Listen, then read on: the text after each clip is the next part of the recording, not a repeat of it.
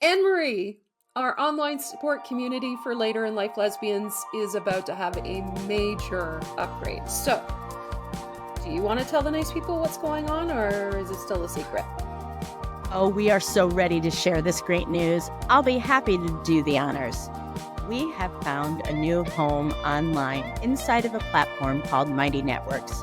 We've created a space where we can build community, offer group support meetings, host workshops, offer courses, share resources, offer live events, and it's all in one place, which is so convenient for you and convenient for us. Think of it as your online neighborhood drop-in center for us later in life lesbians. Well, I mean, that sounds fantastic. But wait a sec. Is this just for women who are coming out or who are in the messy middle? That's such a great question. This space will be for all later in life lesbians, no matter what stage you're in, from curious and questioning to navigating the messy middle to being fully out. When you subscribe, you get access to all kinds of support, no matter what stage you're in. Amazing. So, what are you calling this later in life lesbian drop-in center? How can we find it? We are named Authentically Us, and we're officially launching on February 10th, but you're free to check it out and sign up now at AnneMarieZanzal.com. Okay, well, we'll drop that address in the show notes. That's www.AnneMarieZanzal.com. And hey, I'll see you inside of Authentically Us. I can't wait. Me neither.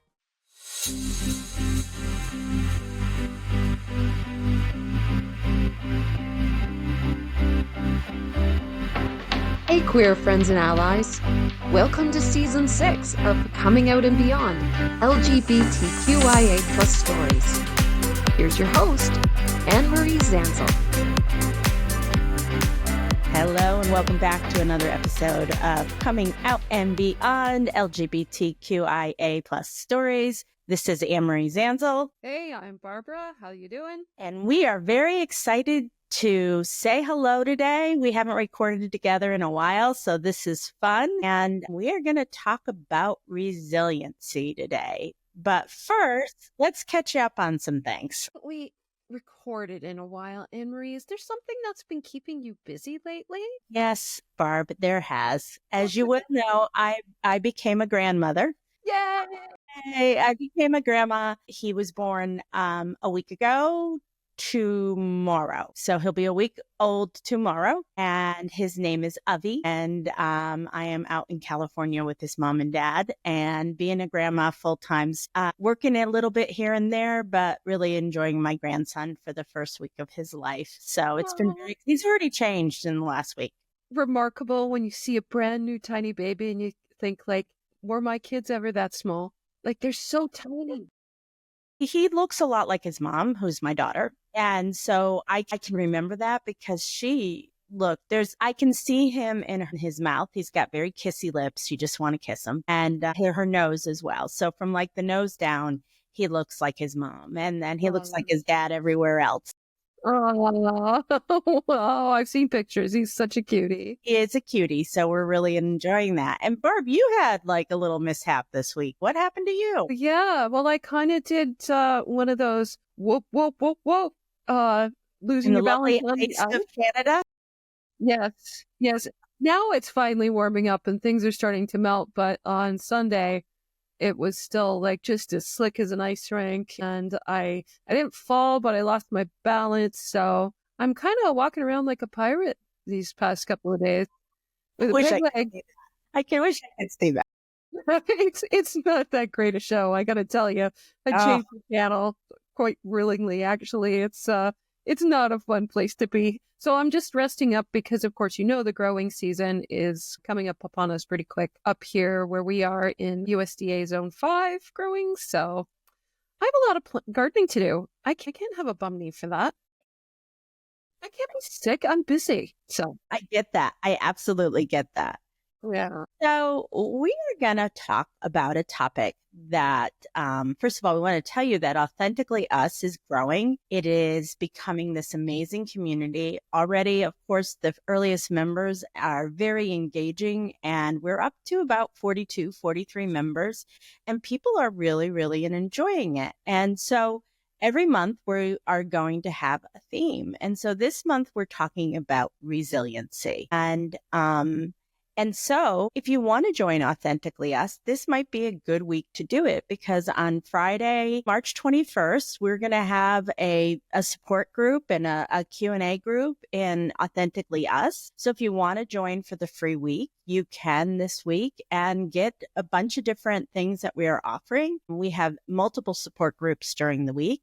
And so we would love to have you. So this may be the right week to join, because after this conversation Barb and I are going to have about resiliency, you might be like, I've got to talk about this with some people. So this might be your week to join us. Yes, for sure. And it's something I'm really noticing, huge shift from when we had our groups on Facebook to now we're on in Authentically Us on Mighty Networks. And what I am noticing in Authentically Us is that this is really a space for people who are ready to do the work, they're not just looking to make connection, although that's part of it.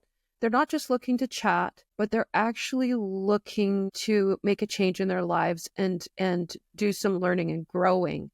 So I think that's really showing up in how people are coming to our support groups. Like, we've got lots of support groups going on. People are showing up. They're showing up to multiple support groups per week. So this is a community of folks who are ready to do the self work that it takes to move from where they're stuck at now to the next awesome phase of their life. And also in Facebook, we can't do that with people. I mean, you could, but it's much more complicated. Everything is in this one space. And also, too, just wanted to mention, if you've been thinking about buying my course, Maybe I'm Not Straight, this would be a perfectly good opportunity to do that, because that is within Authentically Us. That is the bonus you get for joining it. And so if you've been thinking about, I'd like that course, well, guess what? If you join Authentically Us, you can have access to that course within our community. So lots of reasons to join, but I agree with Barb. There is something about this. People feel safe there. There's no noise. Every post that is posted is seen, unlike Facebook, because Facebook relies on algorithms. So you don't see everything that is posted. So if you go into our groups, you'll see what people have been writing, which is really, really nice. I have noticed that also people show up once or twice a day to check in and to see what's going on. And we also want to mention, too, that it can be a little scary joining one of these groups. So we've had people join and then not do anything, not contribute anything. And we want to say that, of course, it's scary.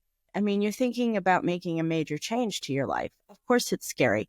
But that change will be easier and more understandable, and you will have more clarity if you are within our community of other people that are going through the exact same thing you are. And I am so assured about this, and so is Barb, so assured about this. This works. And so if you are really struggling, it is a very low risk commitment financially, but the benefits are phenomenal. Huge.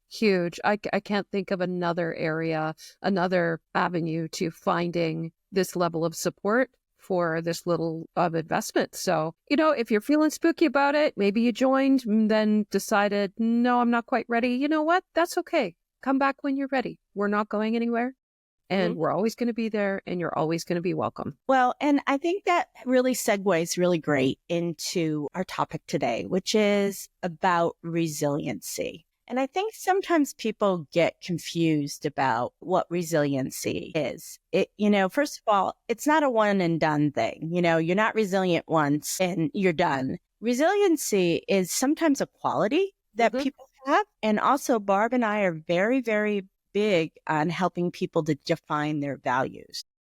And so resiliency can also be a value you have, that you are not trying to bounce back to who you were, but you're in a process of moving forward into who you are becoming. And for our later in life people, why is that so important? I think it's really important because when we want to make any kind of meaningful change, and this is in any area of our life, including what the topic we're talking about here, but in any area, resiliency isn't built inside of our comfort zone. When we're in a place of comfort, and by the way, the comfort zone isn't always a happy place. The comfort zone is just the space of what we know, what we're used to, what's predictable. So we might not be happy in our comfort zone, but at least we perceive ourselves as being safe. And until we can challenge ourselves to step outside our comfort zone and ask ourselves to try something different, there's no opportunity to build resilience.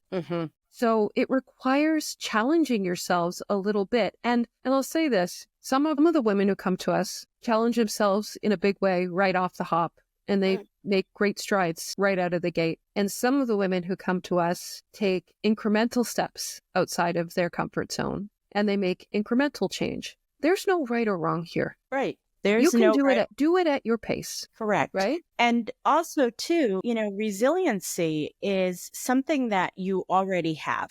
A lot of times people don't think they're resilient, but you have, because both your struggles and triumphs that you've experienced in your life have given you tools to navigate this chapter of your life. Sure. So Barb, when you think about that, what type of tools did you have that maybe you didn't realize that that really focused on your resiliency, especially when you were in the lower moments of this journey? How were you resilient? So in the lowest periods for myself, the most difficult parts of the messy middle when I was coming out, one of the most beneficial tools that I had for resilience was routine.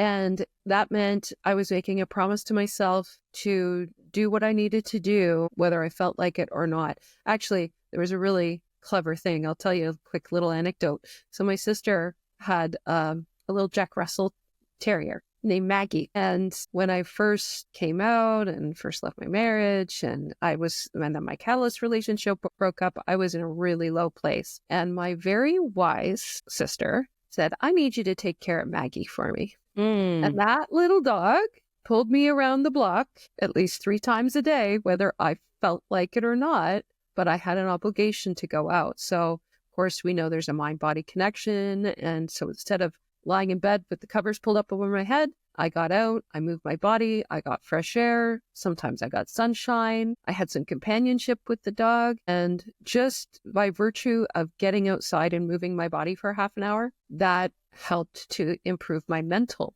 resilience. So how about you? For me, people don't realize this about me, but it took me 10 years to come out.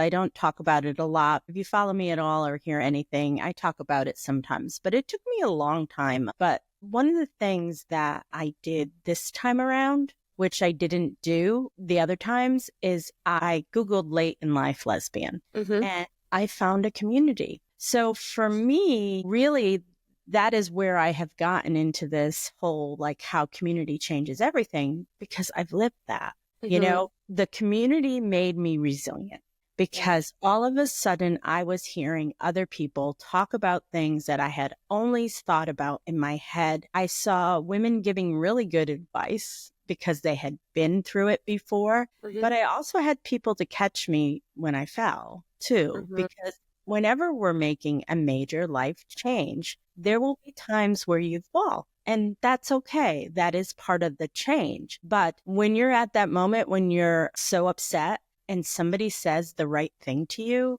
that is just so affirming. And so it gives you the courage to move on. Again, going back to our 3 tenets of what we do, it's that shared common humanity experience. Because all of a sudden I'm with a group of people that understand what I am going through. And that was absolutely amazing to me. But also too, is that another one of our tenets that we talk about is self-compassion.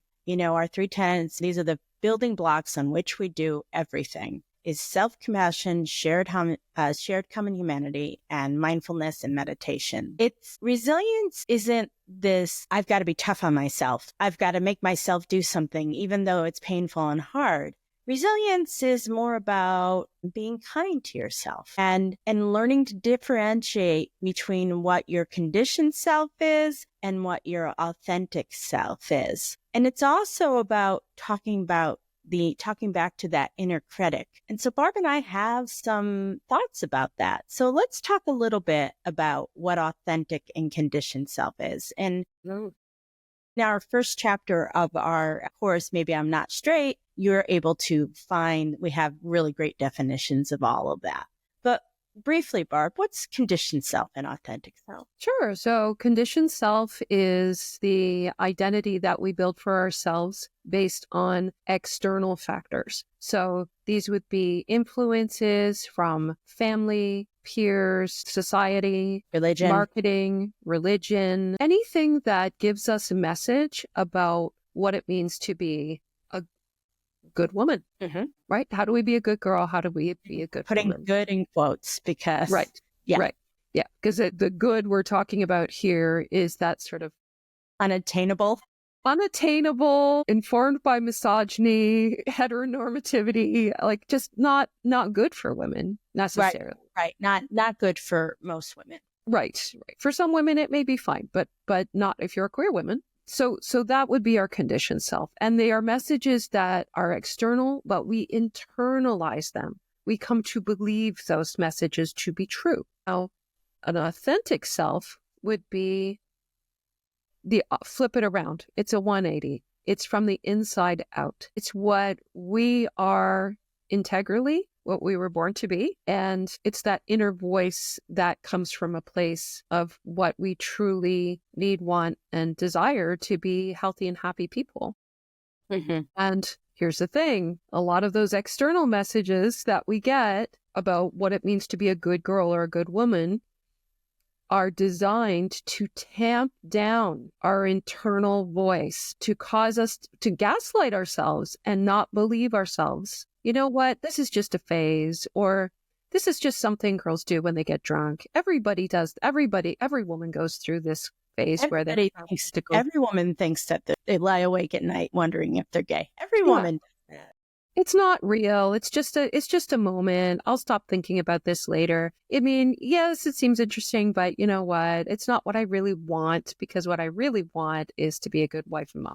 Except for the problem with that is if the motivation isn't intrinsic and comes from within you, then it cannot be sustained forever. It can be sustained for a long time, but it is very difficult to sustain. And at some point, there's a breaking point, and you have a reckoning with what it is you want. Yes. And we also want to give you like a little tool that we use, a little tip that we use with our clients. And it's learning to name the critical inner voice. So people use all kinds of names. Sometimes it's somebody from their childhood. Sometimes it's an awful name. Like, you know, if you have a real aversion to a name. One of our clients had named her critical inner voice Frank because frankly, she didn't give a damn. So you can have fun with this, right? Sure. So like when you when this is part of mindfulness, like when you start hearing that inner voice that is telling you that this is wrong, this is bad, you shouldn't do this, you should do this, you should stay home, all those things that we hear sometimes, it is being able to listen to that voice and also being able to tell that voice to go, I don't need to hear you right now. So have some fun with it. We really advise you to name your inner voice because and also, if you haven't been able to recognize what the inner voice, that takes time. And also, too, it's usually the inner voice that is telling you not to go towards your heart's desire because it won't keep you safe. And so we all have them. There's a little trick in acceptance and commitment therapy when we start to have that inner voice and that inner critic talks to us and gives us negative messages about ourselves. So the trick is to thank your brain for that thought. Thank your brain for having that thought. And what that does is it creates space between the thought and yourself. So those two things aren't fused together, and you're able to separate those two things so that you realize your brain is your brain and it's not always right. It is not always giving you the best advice. Right. The brain's function is to keep you safe. Right. That's what it's doing. So a lot of times it took me a long time to recognize that I was not all my thoughts and I was not all my feelings. one of the best advice I ever got from a mentor was a feeling is just a feeling. A feeling is just a feeling. It doesn't define who you are. Anne-Marie, we got to put that on t-shirt. Yeah, I know.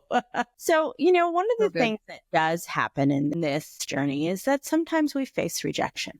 Right. And now I know we sound like we may be beating a dead horse, but one of the ways to deal with facing rejection is by finding community. Now, whether you find community online, you find community with us, or you find community that's in your hometown, there's ways to do that. We've had plenty of, we'll connect the episode that we did about finding community. We'll give you lots of tips and tricks about that. But finding community it really builds resiliency. It just does. I don't think I would be here today doing what I am doing if I did not have that community around me.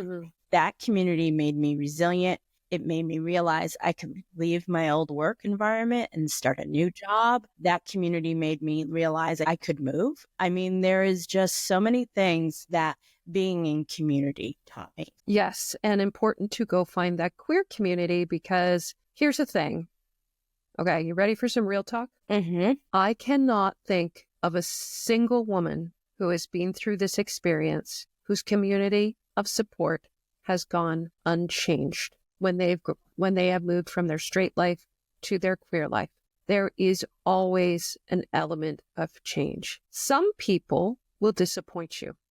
Some people will surprise you. But the people who will understand you are people who have already been through this journey. Yes, absolutely. And I think one of the parts of this journey is that around resiliency is there's a lot of fear associated with this. Like thinking that you may lose people in your life that you care about. That's really scary. We want to honor that and validate that is a really scary feeling. But fear always shows up when we're on the brink of transformation. And it doesn't mean that we're on the wrong path. Because remember, our brain's job is to keep us safe. Keep us safe, yes. And fear is what is right outside our comfort zone because it is meant to keep us in our comfort zone, even if our comfort zone isn't comfortable. That phrase, it's dysfunctional, but it's my dysfunction, so I'm comfortable.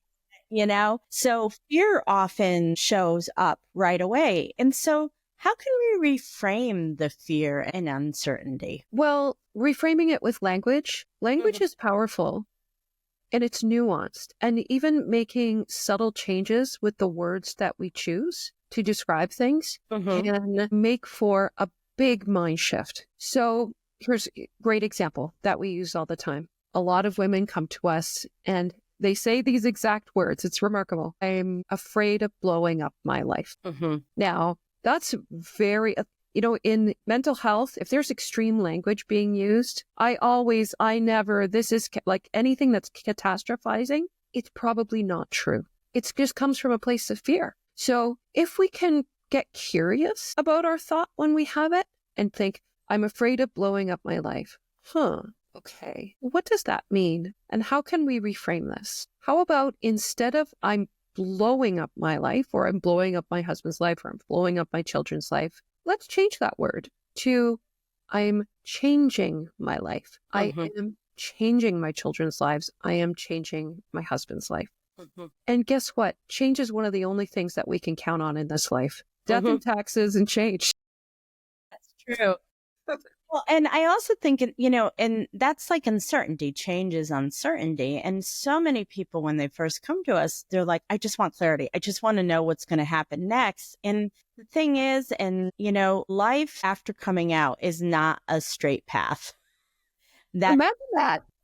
The pun is really intended there because it is a winding road, especially for the people that are attracted to the work that Barbara and I do. Because there are people that come out later in life and they just boom, boom, boom, do it, but they don't change any of their mindset or change any of their belief systems. They don't look at their values. But the people that work with Barb and I are really people that are often very self-aware and often feel that this journey is either an emotional awakening or a spiritual awakening. It is awakening for them. And so when there is any awakening, clarity is not like, you're not going to be clear for a while. It is going to be a definite winding path. It is not a straight path. It's a gaily forward path. That's what kind of path it is, and so part of that is learning to grieve this journey.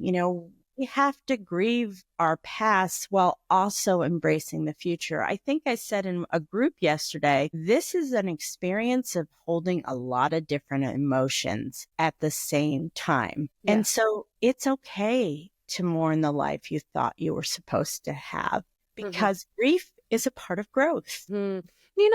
I really like what you said about we are going to experience a lot of different kinds of feelings. And I don't think it was until after I came out that I had the realization, and it was a big life realization, that two things that are opposite can hold the same space and they can both be true. Exactly. I mean, I met my wife when I was in the process of separating from my husband. And so she went through the divorce with me. So I had this incredible experience of, discovering that my suspicions were true. I am a lesbian, and also falling in love with somebody. And at the same time, grieving my end of my 27-year marriage. It was wonderful. And it was also very painful and very hard at the same time. So what I realize now is I was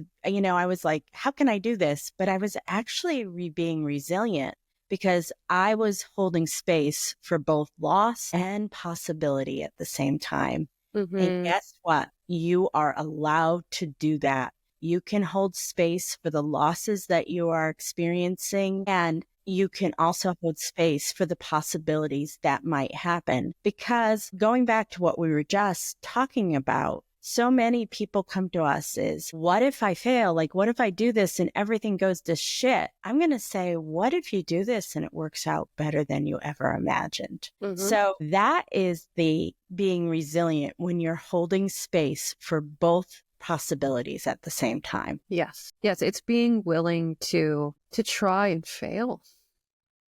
Right. And failures are a really important part of learning and growth, by the way. It gets characterized as a really bad thing, but it's not. I think I'm sorry. Go ahead, Barb. Yeah, I think the only thing that we could do to improve failure is to fail faster. The faster we fail, the faster we get back up, and the more we're likely to grow.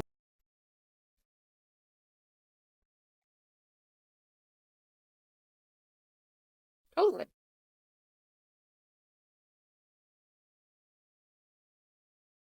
But, a lot of times people, when they come to us too, they're like, how come I didn't know this? Like, why didn't I figure this out earlier? I've wasted my life. And I want to assure people, your past was not wasted time. Absolutely not. It brought you here to this moment. And I don't believe everything happens for a reason or anything like that. But your choices that you have made have brought you to this moment. And guess what? That is a good place to be. Well, and here's the other thing too, is like, even if you felt like it was wasted time, you still have tons of future ahead of you. And, this is kind of the thing that I was thinking before I went back to graduate school. I was like, well, I'm not going to graduate until I'm 53. And I'm like, well, I could be 53 with a graduate degree, or I could be 53 without a graduate degree. Which one would you prefer? Well, I understand that. And I mean, I think about, I came out at 52, and so a lot of times people are surprised by that. But the thing is we get so many people in their late 40s, early 50s being like, I'm too old to do this. Oh my God, no, you're not. I mean, Barb and I have both made major life changes post 45, both of us. Barb was a little younger than me when she started this, but Post 45, Barb and I made major life changes. And guess what? Both of us are happier than we've ever been in our life. Yes. We're Yes. happier. I mean, is life perfect? No. No. Barb falls down and hurts her knee. Exactly. Life is not perfect. We have challenges, but I would rather be here where I am right now, facing the challenges that I have, than where I was 10 years ago. Absolutely. Because everything brought me here. And even though I was 52, I just wasn't ready till I was 52. And Well, there's some reasons. Well, and so you came out at 52. Yeah. I mean, how much living have you done in the past years, in the years since you've come out? You've probably done twice the amount of living as a normal person. Well, you know me, I've always been a big liver.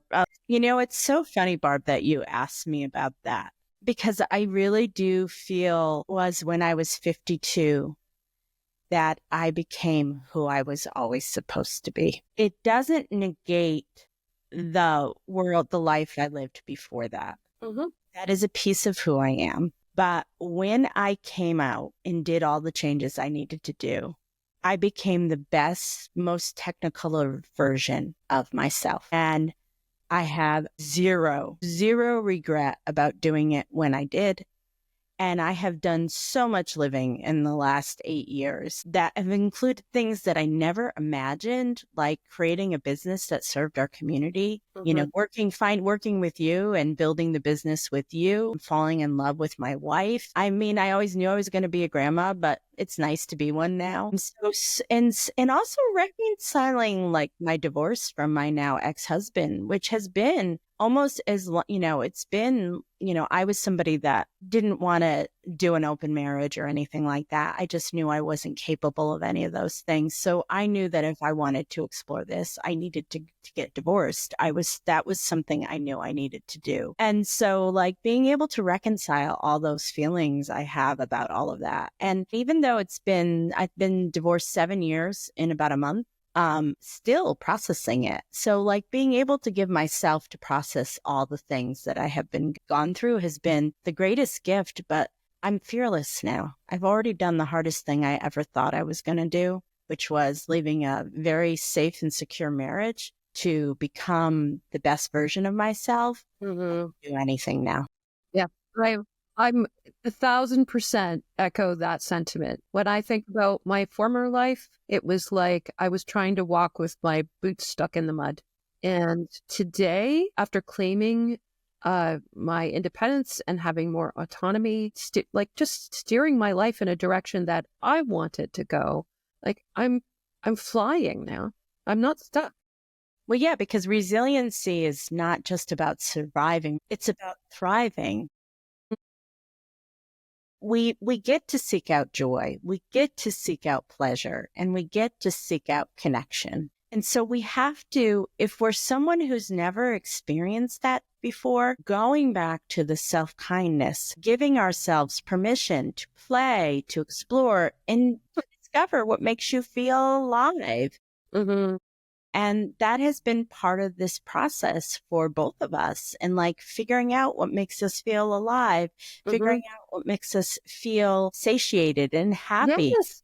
And that's been a lot of fun. Listen, we hear a lot of women say, am I really going to end my marriage because of sex?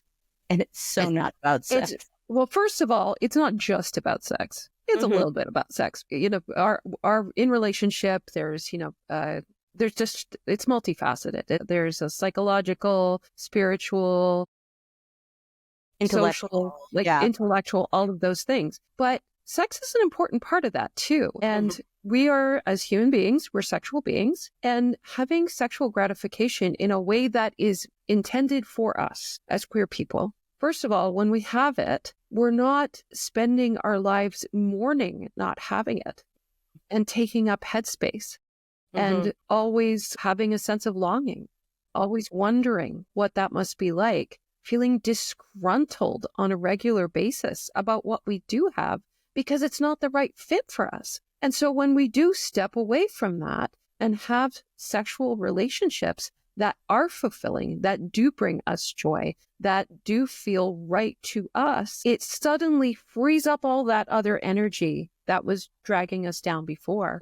When we can reclaim that energy, well, what do we use that for? We usually use it for things to enhance our lives. Correct. It gives us capacity to be able to pursue the things that we care about and to live the life that we want to live. So we want to challenge you all to maybe think about a small act of self-affirmation that you can do for yourself in cultivating this hope and joy around coming out. Like whether it's changing your wardrobe, a lot of times people's style changes when they come out because what they wore before no longer reflects who they feel like they are inside. Whether it's dating again, getting brave enough to ask somebody out, or getting brave enough to go to coffee with someone, or using your word queer for the first time. It is a sign of resilience. Putting on a lesbian beaded bracelet with the pink, orange, and white bracelets, which we give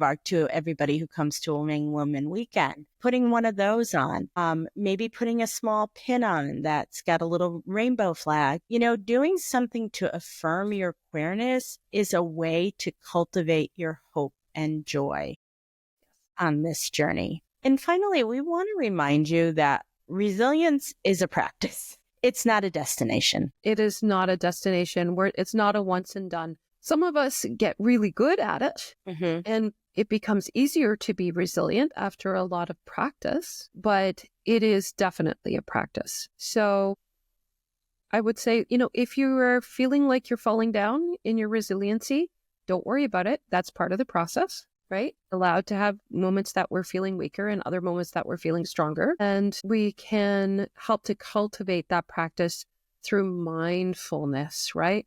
So adopting habits and practices that foster the resilience. So one of the ones I'm a big fan of, and you already know this, is gratitude. Mindfully calling to mind the things that make my life a good thing from a day-to-day basis. And even if it's just, hey, there was no ice on the driveway today, I have gratitude.